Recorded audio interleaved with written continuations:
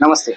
मेरो फेसबुक पेजमा जोडिनुहुने मेरा आदरणीय दिदीबहिनी दाजुभाइहरू, आमा बुवाहरू, इष्टमित्र, मलाई चिन्नुहुने नचिन्नुहुने विश्व भूगोलको जुनसुकै ठाउँबाट जुनसुकै कुनाबाट हेरिरहनु भएको छ प्रिय मित्र। भर्खरै हाम्रो देशमा जिएनजी आन्दोलनले सरकार गएर नै सरकार आएको अवस्था छ। अनि अहिले भर्खरै केही समय पहिला 72-74 जना हाम्रा प्रिय नानी बाबुहरूको मृत्यु भएको छ। त्यही आन्दोलनमा शहादत प्राप्त गर्नुभएको छ।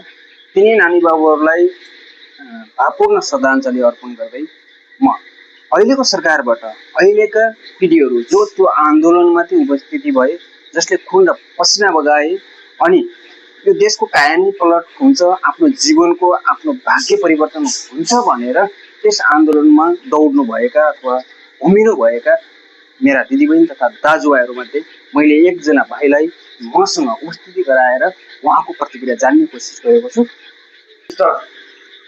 नमस्ते। नमस्ते। हजुरको शुभ नाम अनि हजुरको ठेगाना? सम्पूर्णलाई नमस्ते। म पूर्ण बुढा छेत्री, मेरो घर सिन्ताक सुर्खेत। अनि हजुर, मेरो तपाईँलाई उपस्थित गराउनुको मेन उद्देश्य चाहिँ के थियो भने तपाईँ पक्कै पनि अहिलेको आन्दोलनमा तपाईँ सहभागी हुनुभयो होइन? तपाईँ सायद भोट पनि हाल्नुभयो होला, नयाँ सरकार पनि बनिसकेको अवस्था छ। अनि तपाईँ यो सरकारदेखि तपाईँ सन्तुष्टि हुनुहुन्छ कि नै? सन्तुष्टि यस्तो हो, जनता सबै मिलेर भोट हालियो, जिताइयो, सबै एकजुट भइयो। तर अहिले सरकार बनेको छ भन्छ, तर विकास चाहिँ देखिएको छैन, भएको छैन। हाम्रो एरियामा विकास भएको छैन। तपाईँले बुझ्न सक्ने अथवा तपाईँको आँखाले देख्न सक्ने विकास अहिले तपाईँले देख्नुभएको छैन।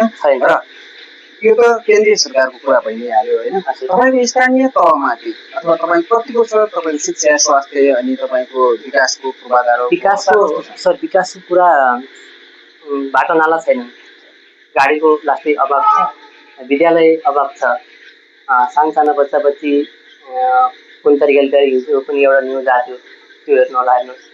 बाँकी सिँचाइ हामीले न्युजबाट हेरि नै रहेका छौँ।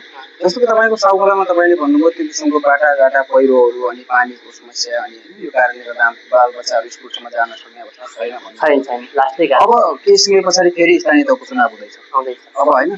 तपाईँ चाहिँ त्यो चुनावमाथि कस्तो व्यक्ति आइदिएको भए यो समस्याको समाधान हुन्थ्यो भन्ने लाग्छ तपाईँलाई?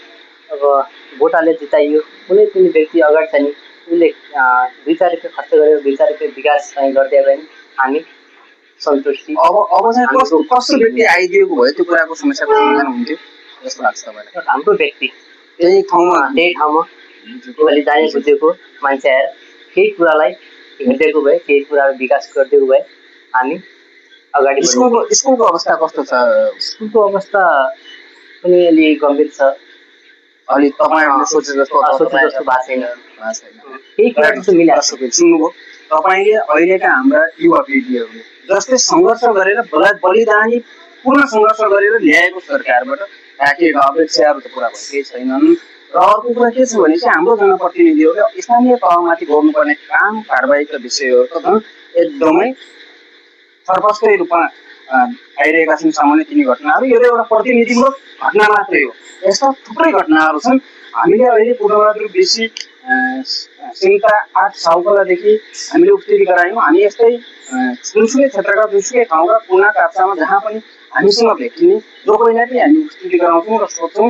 यसको लागि तपाईँले मेरो पेजलाई फलो गरिदिनु होला, लाइक गरिदिनु होला र कमेन्ट गरिदिनु होला। तपाईँको अमूल्य सल्लाह र सुझावको लागि हामी सधैँ तयार हुनेछौँ। हामी त्यसको आभार व्यक्त गर्नेछौँ। तपाईँहरूले यो भिडियो हेरेर सर्च र सेयर गरिदिनु होला।